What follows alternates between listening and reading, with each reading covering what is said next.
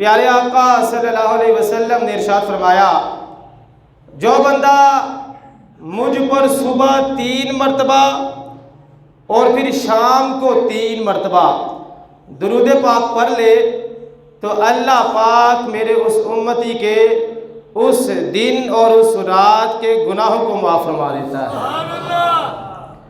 دیکھ لیں میرے بھائیوں، کتنا چھوٹا سا آسان سا یہ نسخہ ہے۔ 3 مرتبہ درود پاک صبح کے ٹائم پڑھے، سارے دن کے گناہ معاف، اور 3 مرتبہ درود پاک شام کے وقت پڑھے، شام کے گناہ اللہ پاک معاف فرما دے گا۔ میرے بھائیوں یہ بات یاد رکھیں، اس طرح کی جتنی بھی حدیثیں آپ کو سنائی جاتی ہیں، جن کو سن کے ہم بڑی بلند آواز سے سبحان اللہ کہتے ہیں، اس طرح کی جتنی بھی حدیثیں ہوتی ہیں، ان میں جو گناہ معاف ہونے والی بات ہوتی ہے اس سے مراد ہوتے ہیں گناہ صغیرہ۔ کون سے گناہ؟ صغیرہ گناہ، چھوٹے گناہ جو ہوتے ہیں یہ معاف ہوتے ہیں، اور جو بڑے گناہ ہوتے ہیں یہ جب تک سچے دل سے ہم اللہ کی بارگاہ میں توبہ نہیں کریں گے ان کی معافی نہیں۔ کسی کو ستایا ہے، کسی پہ ظلم کیا ہے، کسی کو دھوکہ دیا ہے، یہ جو بڑے بڑے گناہ ہیں یہ جب تک وہ بندہ معاف نہیں کرے گا تو ایسے یہ معاف نہیں ہونے۔ جب بھی کوئی آپ کو اس طرح کی حدیث سنائی جائے تو آپ سمجھ آیا کریں، محدثین کا، بزرگان دین کا یہ ایک اصول ہے کہ اس سے مراد چھوٹے گناہ ہوتے ہیں کہ اللہ پاک 3 مرتبہ درود پاک پڑھنے کی برکت سے اس کے سارے دن کے صغیرہ گناہوں کو معاف فرما دے گا، اور شام کے پھر گناہ ہی ہوتا ہے۔ یہ بھی یاد رکھیں، گناہ ہوتا ہے، چاہے وہ چھوٹا ہو یا بڑا ہو، چھوٹا گناہ معاف ہو جائے اور کیا چاہیے؟ اور کیا چاہیے؟ درود پاک پڑھنے پہ کتنا ٹائم لگتا ہے؟ تھوڑا سا ٹائم لگتا ہے۔ 3 مرتبہ صبح پڑھیں گے، 3 مرتبہ شام کو پڑھیں گے، لیکن میں یہ کہتا ہوں کہ الحمدللہ ہمارے تو یہاں پہ ایسے بھی عاشقان رسول ہیں جو ہزاروں مرتبہ پڑھتے ہیں۔ کوئی 500 مرتبہ پڑھتا ہے، کوئی 100 مرتبہ پڑھتا ہے، کوئی 1000 مرتبہ پڑھتا ہے۔ ہم مدرسے میں پڑھاتے ہیں، کچھ بچے ایسے ہوتے ہیں مدرسے میں 5-5 ہزار مرتبہ روزانہ درود پاک پڑھ کے پھر مدرسے میں آتے ہیں۔ بڑے تو بڑے ہیں، چھوٹے چھوٹے بچے جو رسول اللہ صلی اللہ علیہ وسلم کی امت کے ہیں، ایسے یہ عاشق رسول ہے، جب ان کو بتایا جاتا ہے اگلے دن آ کے بتاتے ہیں کہ قاری صاحب آج میں نے 5000 مرتبہ درود پاک پڑھا ہے، کوئی 10,000 مرتبہ۔ ایک بچہ، چلیے بات چل پڑی ہے تو میں آپ کو بتاتا ہوں، ایک بچہ ہمارے مدرسے میں پڑھتا ہے، میں سن کے حیران ہو گیا۔ اس کا والد مدرسے میں آ کے کہتا ہے قاری صاحب رجب المرجب کا پورا مہینہ، رجب المرجب کا پورا مہینہ اس بچے نے خود بھی روزہ رکھا ہے اور ہمیں بھی اٹھوا کے ہمیں بھی پورے مہینے کے روزے رکھوائے ہیں۔ کیسا وہ بچہ ہوگا؟ ایسے بچے ہوتے ہیں جو ماں باپ کا ہاتھ پکڑ کے ان کو جنت میں اپنے ساتھ لے جاتے ہیں، کہ اس کو روزہ رکھنے کا اتنا شوق، جب اس نے سنی فضیلتیں کہ رجب کے مہینے میں روزہ رکھنے کی یہ فضیلتیں ہیں، تو رجب کا پورا مہینہ خود بھی روزہ رکھا اور اپنے ماں باپ کو بھی روزہ رکھوایا، اور یہ بات اس کا باپ مدرسے میں آگے قاری صاحب کو بتا رہا ہے۔ یہ ہے رسول اللہ صلی اللہ علیہ وسلم، بڑی بڑی شانوں کے مالک ہیں۔ الگ بات ہے کہ ہمیں پتہ نہیں ہے میرے بھائیوں، سرکار کے غلام کوئی 1000 مرتبہ، کوئی 5000 مرتبہ پڑھتے ہیں درود پاک، جس کا جتنا نصیب۔ کوئی آیا لے کے چلا گیا، کوئی عمر بھر بھی نہ پا سکا، کوئی آیا لے کے چلا گیا، کوئی عمر بھر بھی نہ پا سکا، یہ بڑے کرم کے ہیں فیصلے، یہ بڑے نصیب کی بات ہے۔ کوئی آیا اس دنیا میں 70 سال ہو گئے ہیں، درود پڑھنا نصیب نہیں ہوا، روزہ رکھنا نصیب نہیں ہوا، نماز پڑھنا نصیب نہیں ہوئی، اور کوئی چھوٹا سا بچہ آیا پورا مہینہ نفلی روزے رکھ رہا ہے۔ یہ نصیبوں کی بات ہے، اللہ جس پہ اپنا کرم فرما دے۔ میرے بھائیوں میں اپنے موضوع کی طرف آتا ہوں۔ حضرت ابوبکر شبلی رحمۃ اللہ علیہ ایک دن وضو فرما رہے تھے، وقت کے ولی کامل ہیں، بہت بڑے اللہ کے ولی ہیں۔ وضو جب فرما لیا نا، تو جب وضو فرما لیا تو غیب سے آواز آئی، اے ابوبکر شبلی، اپنے ظاہر کو تو تم نے پاک کر لیا ہے، اپنے ظاہری بدن کو تو تم نے وضو کر کے پاک کر لیا ہے، بتاؤ اپنے دل کو کیسے پاک کرو گے؟ جس دل میں دنیا کی محبت موجود ہے، جس دل میں دولت کی محبت موجود ہے، وضو تم نے کیا، ظاہری طہارت مل گئی ہے، اے شبلی بتاؤ ذرا تم باطنی طہارت کہاں سے لے کر آؤ گے؟ انہوں نے جب غیب سے یہ آواز سنی تو ان کے دل کی دنیا ہی بدل گئی۔ جاتے ہیں اپنے گھر میں اپنا ساری جائیدادیں، اپنا سارا مال حضرت ابو بکر شبلی رحمۃ اللہ علیہ راہ خدا میں خرچ فرما دیتے ہیں۔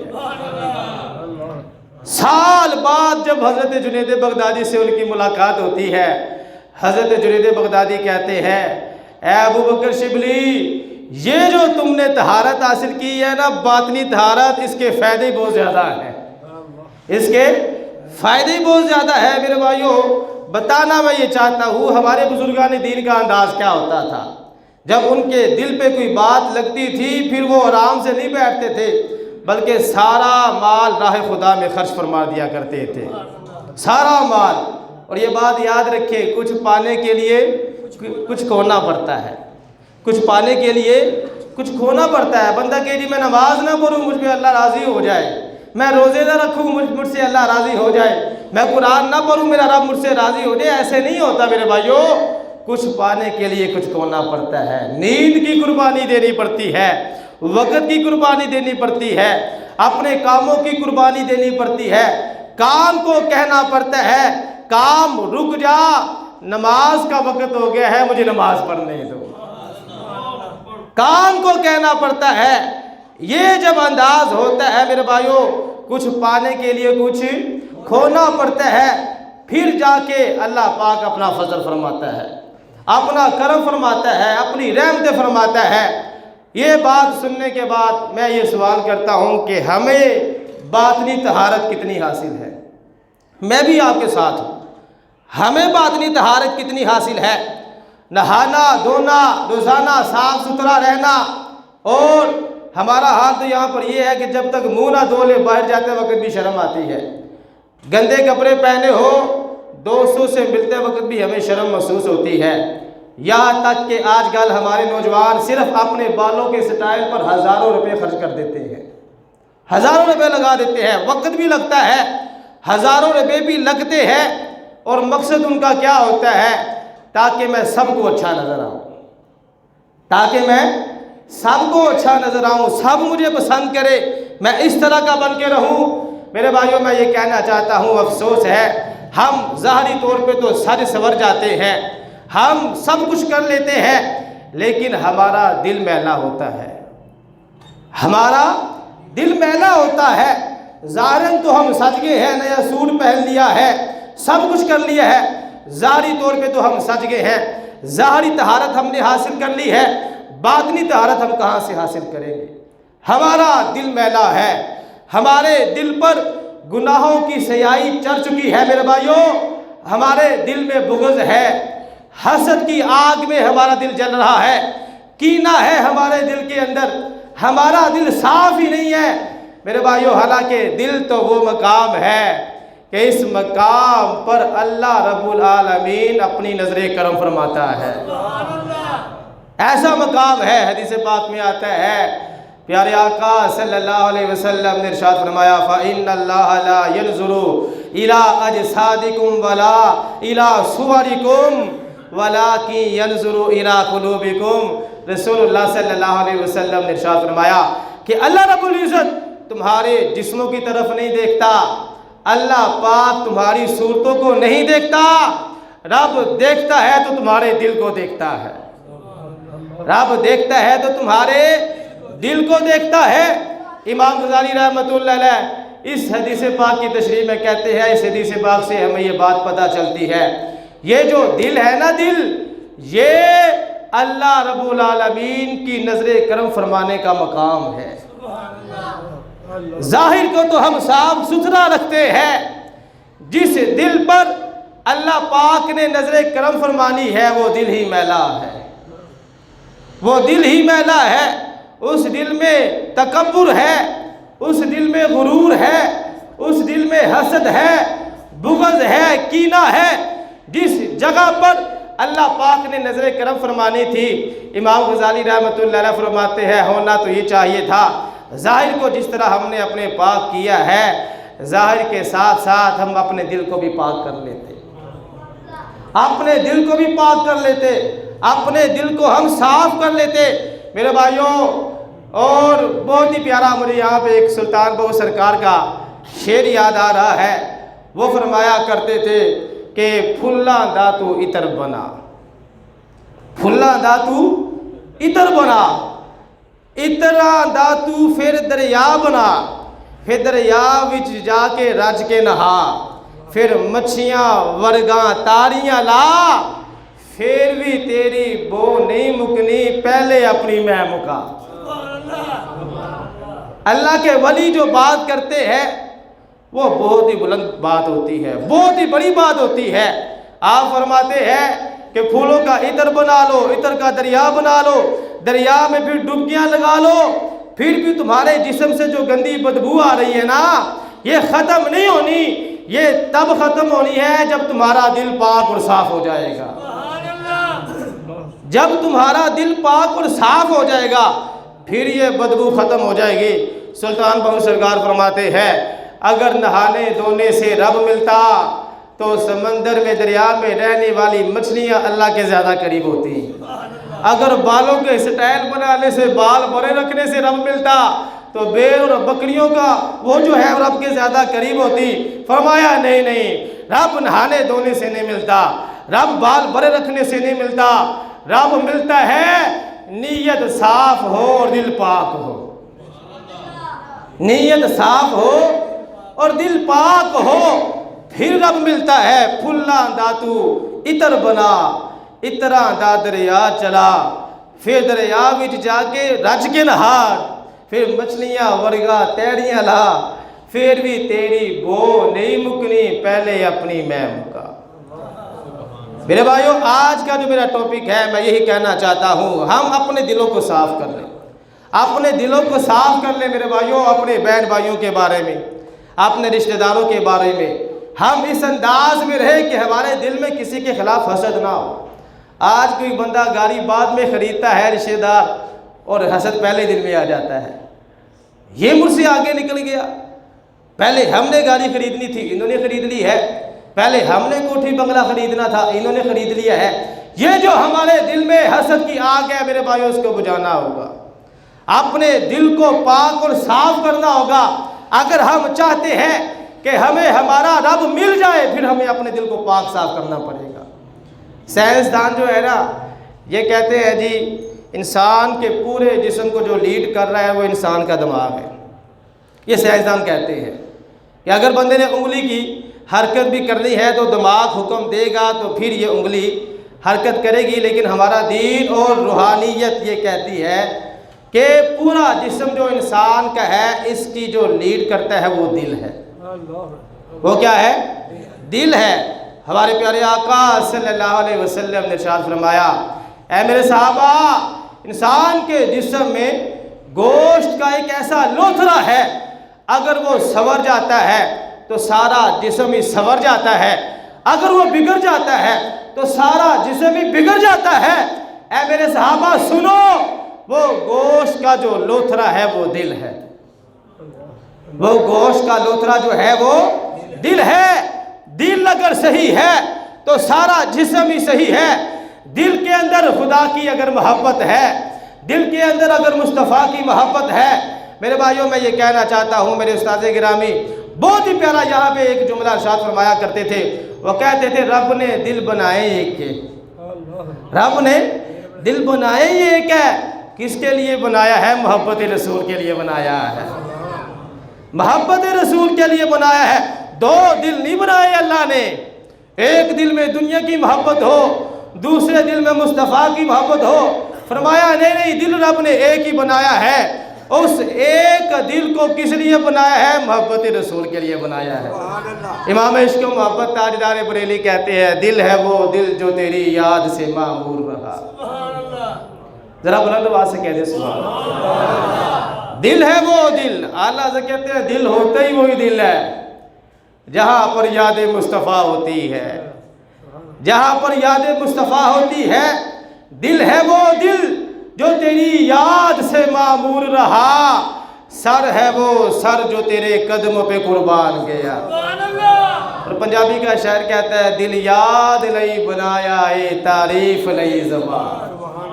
जरा बुलंद आवाज़ से कहना सुभान अल्लाह। ये सुभान अल्लाह के लिए आपको शेर सुना रहा हूँ, जरा जोर लगा कर के सुभान अल्लाह। पंजाबी का शायर कहता है, दिल याद नहीं बनाया ए तारीफ नहीं ज़बान, अखियां बनाइया सोने दे दीदार वास्ते, की न कीता यार नेक यार वास्ते, रब महफिलां सजाइया ने सरकार वास्ते। तो दिल जो रब ने बनाया था मेरे भाइयों, ये मोहब्बत रसूल के लिए बनाया था। हमने इस दिल में मोहब्बत डाल ली है दुनिया की, हमने इस दिल में मोहब्बत डाल ली है दौलत की, पैसे की, कोठी और बंगले की, इस दिल में मोहब्बत डाली है। ये दिल इस काम के लिए नहीं था, ये दिल था मोहब्बत रसूल के लिए। आज हमें ज़रूरत है इस बात की कि हम अपने दिलों को इश्क़ मुस्तफ़ा सल्लल्लाहु अलैहि वसल्लम से मुनव्वर कर लें। हर बंदा ही सोचे कि उसके दिल में कितना इश्क है। जब अज़ान की आवाज़ होती है, रसूलुल्लाह सल्लल्लाहु अलैहि वसल्लम ने फरमाया, नमाज मेरी आंखों की ठंडक है। अब उसको कितना इश्क है।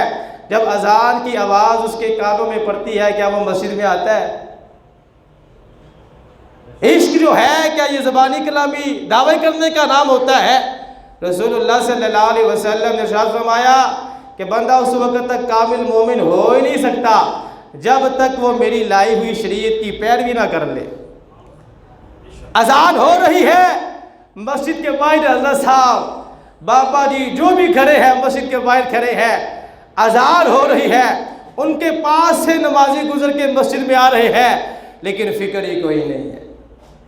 क्यों नहीं फ़िक्र? उनके दिल में जो मोहब्बत होनी चाहिए थी रसूलुल्लाह सल्लल्लाहु अलैहि वसल्लम की, उन्होंने अपने दिल में मोहब्बत डाली है दुनिया की। वो दुकानदार जो कहता है मेरे पास बंदा कोई नहीं होता दुकान पे बैठने के लिए, मेरी बड़ी मजबूरी है, मैं नमाज पढ़ने नहीं आ सकता, वही दुकानदार जब उसको वाशरूम आ जाता है तो भागा भागा जाता है। जब वाशरूम आता है फिर घर भी नहीं जाता, फिर मस्जिद में आ जाता है। ऐसा बंदा मैं मस्जिद में मेरे भाइयों वाशरूम करने देखता हूँ कि नमाज पढ़ने हज़रत साहब आते नहीं है, मस्जिद को रखा हुआ है संजय पाने के लिए। वो लानत है ऐसी ज़िंदगी में। मस्जिद तो बनाई गई है इबादत करने के लिए, नमाज पढ़ने के लिए। ठीक है, वाशरूम आ गया है, आप वज़ू करो, संजा करो, आके नमाज पढ़ लो यार। ये नहीं कि बस वहाँ से संजा किया, वहाँ से वापस भाग गए। ये क्या ज़िंदगी है?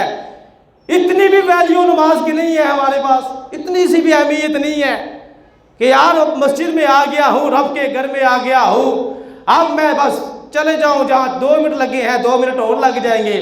जिस रब ने रिज़्क देना है उसके आगे मैं सर को झुका लूँ। फिर देखें मेरे भाइयों कितना रिज़्क मिलता है, कितना रिज़्क मिलता है। हमें अपने आप को सही करना होगा। बातें अगरचे करवी हैं, लेकिन अब मेरा दिल करता है मैं ऐसी बातें करूं, नहीं करूंगा तो फिर सही कैसे होंगे? अल्लाह करे कोई ऐसा बंदा हो जो मेरी ये सदा सुन ले और वो नमाज पढ़ना शुरू कर दे, वो नमाज पढ़ना शुरू कर दे। मैं कहता हूँ मेरा दुनिया में भी बेड़ा पार और आखिरत में भी बेड़ा पार। पढ़ा लिखा काम आ जाएगा, पढ़ा लिखा काम आ जाएगा, लेकिन अगर ना हुआ तो फिर पढ़ा लिखा ही फंसा देगा आगे जाके। मेरे भाइयों बस मैं इतनी ही गुजारिश करना चाहता हूँ, अपने दिल में मोहब्बत खुदा, मोहब्बत रसूल, रसूलुल्लाह सल्लल्लाहु अलैहि वसल्लम की जब मोहब्बत होगी बंदा अज़ान से भी पहले मस्जिद में आके बैठ जाएगा। ये पक्की बात है, उसको पता होगा सरकार ने फरमाया नमाज मेरी आंखों की ठंडक है। अब मुझे सरकार से मोहब्बत है, लिहाजा सारे काम छोड़ दो, नमाज पढ़ो, सरकार की आंखों को ठंडक पहुंचा के वापस आता हूँ। रसूलुल्लाह सल्लल्लाहु अलैहि वसल्लम की मोहब्बत के लिए इस दिल को बनाया गया था। हमने इस दिल में गुरूर को डाल लिया है, तकब्बुर को डाल लिया है, हसद, बुग़्ज़ और कीना हमने अपने दिलों में रख लिया है। मेरे भाइयों अपने दिलों को साफ करें और मस्जिद में आ जाए, मस्जिद में आ जाए, नमाज पढ़े, अल्लाह को राज़ी करे, रसूलुल्लाह सल्लल्लाहु अलैहि वसल्लम को राज़ी करें। चंद दिन की ज़िंदगी रह गई है मेरे भाइयों, चंद दिन की ज़िंदगी। ना जवान का पता चल रहा है, ना बूढ़ों का पता चल रहा है, ना ही बच्चों का पता चलता है। अचानक फ़ोन आ जाता है जी फलां बंदा फौत हो गया है।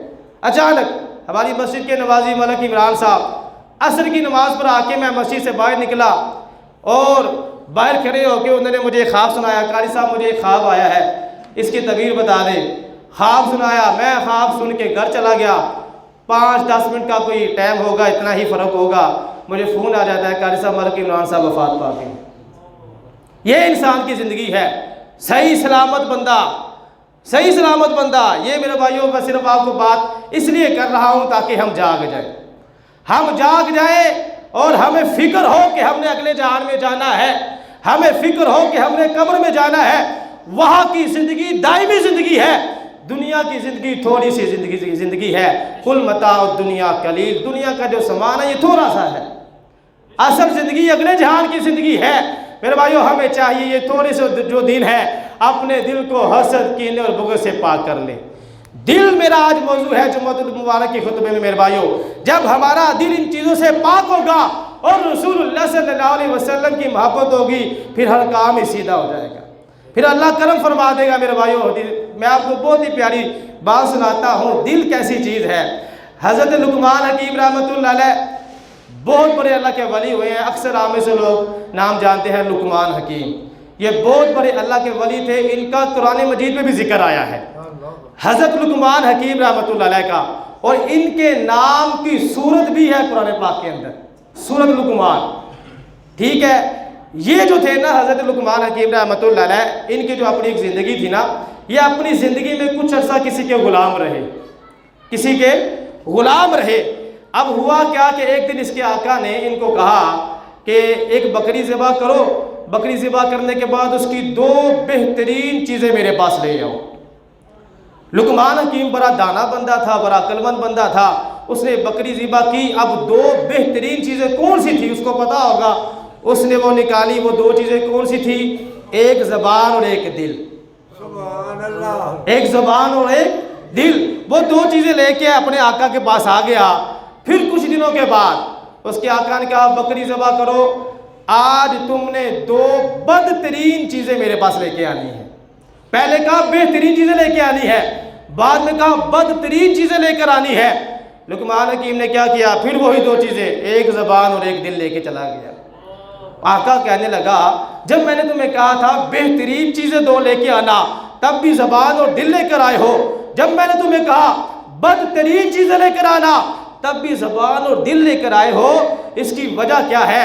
لقمان حکیم بڑا دانا بندہ تھا، اس نے کہا آقا جی بات یہ ہے، یہ 2 چیزیں ایسی ہیں، یہ درست ہے تو سب کچھ ہی درست ہے، یہ درست ہے تو سب کچھ ہی درست ہے۔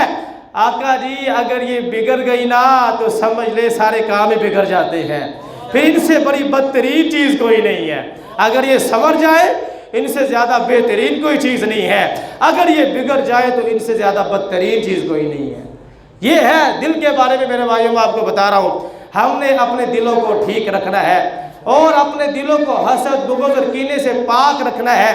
دل کو زنگ لگ جاتا ہے، دل کو زنگ لگ جاتا ہے، دل سخت ہو جاتا ہے۔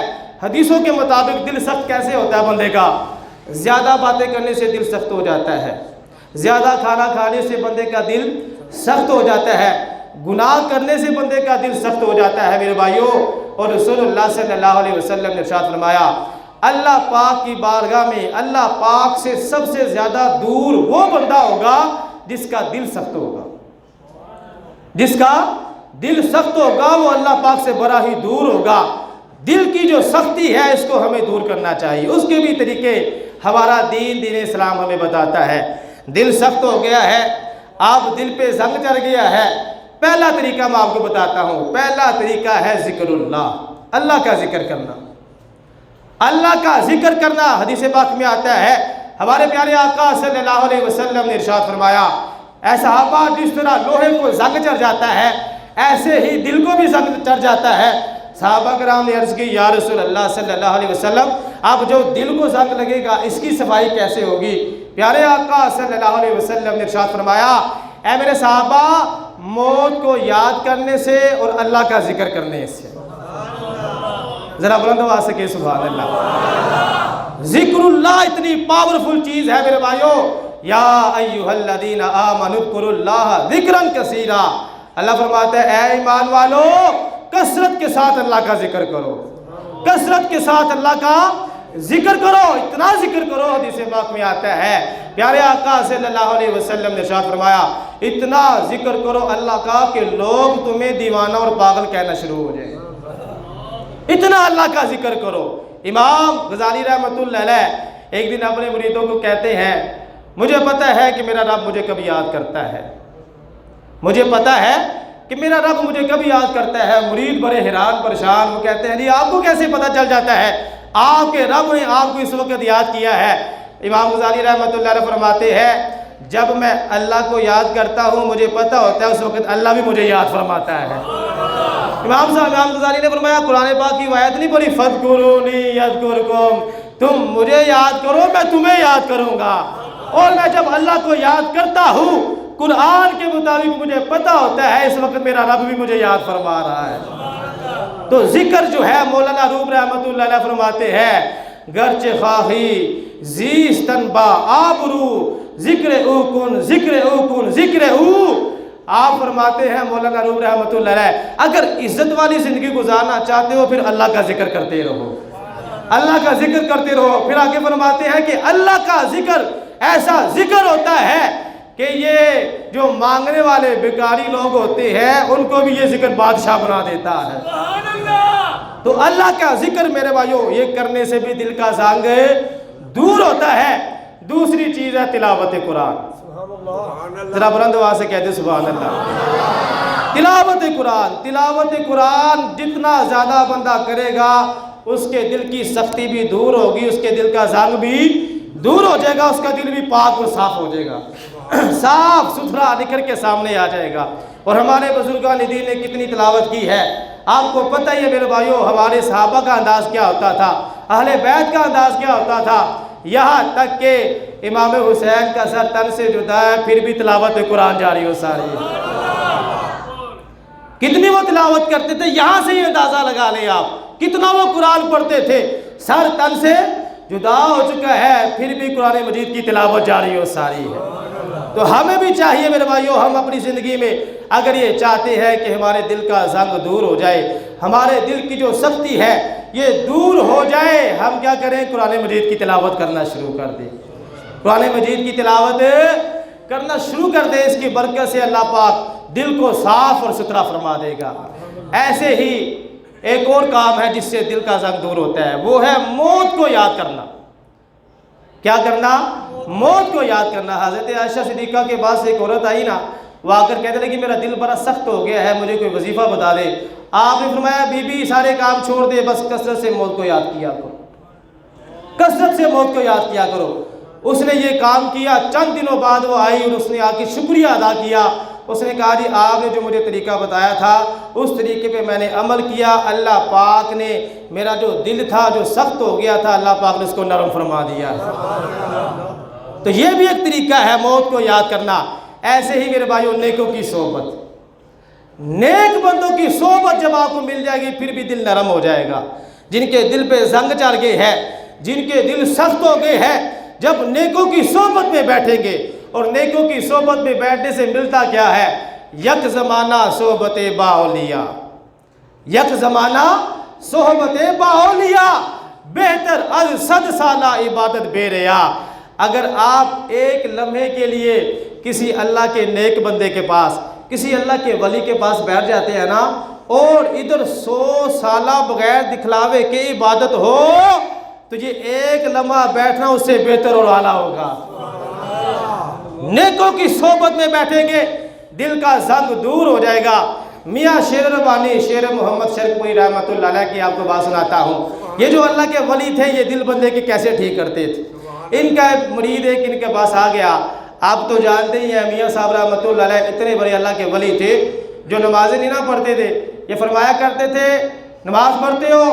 وہ کہتے تھے نہیں۔ فرمایا کرتے تھے میری بیعت کرو 5 نمازیں نہیں 6 کی 6 پڑھا کرو گے، تہجد کی نماز پڑھا کرو گے۔ یہی وجہ ہے جو میاں صاحب کے ماننے والے مرید ہے، غلام ہے، اکثر وہ ان میں تہجد گزار بھی ملتے ہیں بندے کو۔ یہ میاں صاحب رحمۃ اللہ علیہ ان کا جو بھی مرید ہوتا تھا نا نمازی وہ پکا ہوتا تھا۔ اب ان کا ایک مرید ان کے پاس آیا، آ کر وہ کہنے لگا کہ میرا ایک بیٹا ہے فتح محمد اس کا نام ہے، اب اس کو میں نے مدرسے ڈالا تھا، حفظ کرنے کے لیے مدرسے ڈال دیا ہے، لیکن حضور وہ نماز نہیں پڑھتا، وہ نماز نہیں پڑھتا۔ آپ نے فرمایا اس کو میرے پاس لے کر آنا تو پھر بات کریں گے۔ وہ جب اس کو لے کر آیا، میں آپ کو کیا کہا کرتا ہوں میرے بھائیوں، یہ جو پیر فقیر ہوتے ہیں، جو اللہ کے ولی ہوتے ہیں، یہ دلیلیں نہیں دیتے بلکہ یہ پریکٹیکل کر کے دکھاتے ہیں۔